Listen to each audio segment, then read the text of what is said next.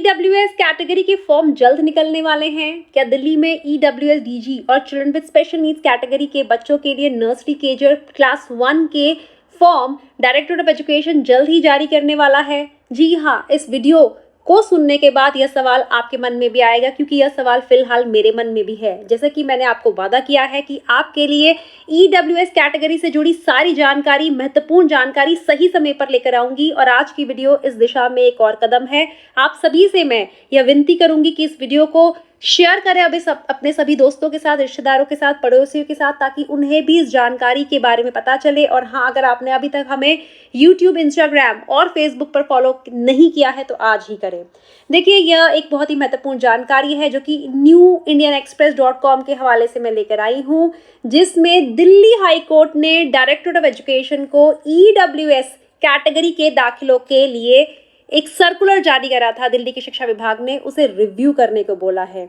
यानी कि क्या पूरी घटना है, मैं आपको बताती हूँ कि दिल्ली हाई कोर्ट ने मंगलवार को डायरेक्टरेट ऑफ एजुकेशन को एक याचिका उनके खिलाफ दायर की गई थी, जो कि जिसमें 11 नवंबर 2024 को जो नोटिफिकेशन दिल्ली के शिक्षा विभाग के द्वारा जारी किया गया था, जिसमें नर्सरी, केजी और पहली कक्षा के दाखिलों के बारे में बात की गई थी, एंट्री लेवल दाखिलों के बारे में बात की गई थी, एंट्री लेवल क्लासेस के दाखिलों के बारे में। तो उसमें जो अभी फिलहाल जनरल कैटेगरी के फॉर्म निकले हैं और ईडब्ल्यूएस डीजी और सीडब्ल्यूएसएन कैटेगरी के फॉर्म नहीं निकले हैं, वे बाद में निकलेंगे। तो जो अलग अलग तारीखों के बारे में बताया गया है कि उसके बाद में निकलेंगे, अभी जनरल कैटेगरी के निकले हैं। तो इस विषय के संबंध में याचिका दायर की गई थी कि यह भेदभाव क्यों कि पहले जनरल कैटेगरी के निकलेंगे और बाद में ईडब्ल्यूएस डीजी, ईडब्ल्यूएसएन कैटेगरी के निकलेंगे। तो इस विषय में एक याचिका दायर की गई, और इस याचिका की सुनवाई करते हुए जो डिवीजन बेंच हैं, जिनमें जस्टिस मनमोहन जी और जस्टिस तुषार राव गेडेला जी, उन्होंने दोनों पक्षों के आर्ग्यूमेंट्स को सुना, और उन्होंने फिर डीओई को कहा, डायरेक्टरेट ऑफ एजुकेशन दिल्ली के शिक्षा विभाग को कहा कि जो याचिकाकर्ता ने जो बात कही है, जो याचिका है, उसे 4 हफ्ते में उसे रिजॉल्व किया जाए, उसका निपटारा किया जाए। क्या याचिका की बात में कहा गया, मैं आपको बताती हूँ। इसमें साफ साफ कहा गया है कि सभी कैटेगरीज का एक सिंगल एडमिशन शेड्यूल होना चाहिए।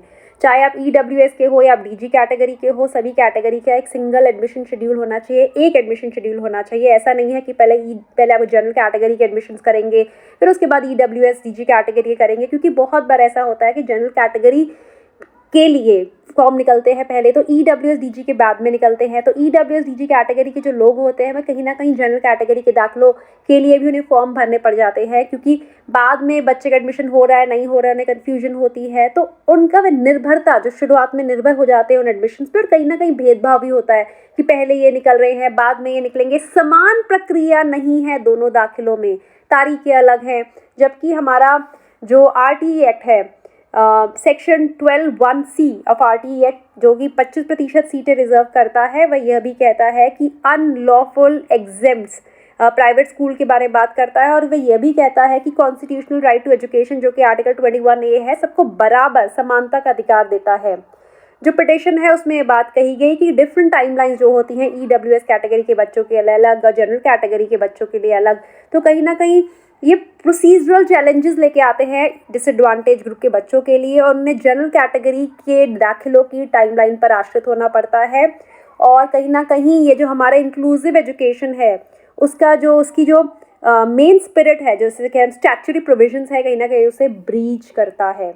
मोटे तौर पर अगर मैं कहूँ तो जब अलग अलग टाइमलाइन होती हैं, तो ये समानता के अधिकार का कहीं ना कहीं उल्लंघन है। यह याचिकाकर्ता ने याचिका में बात कही है, और दिल्ली के जो हाईकोर्ट है, माननीय हाईकोर्ट, उन्होंने डायरेक्टरेट ऑफ एजुकेशन को कहा है कि वे अगले 4 हफ्तों में, तकरीबन 1 महीने में, ये जो याचिका है, इस बात की सुनवाई करें।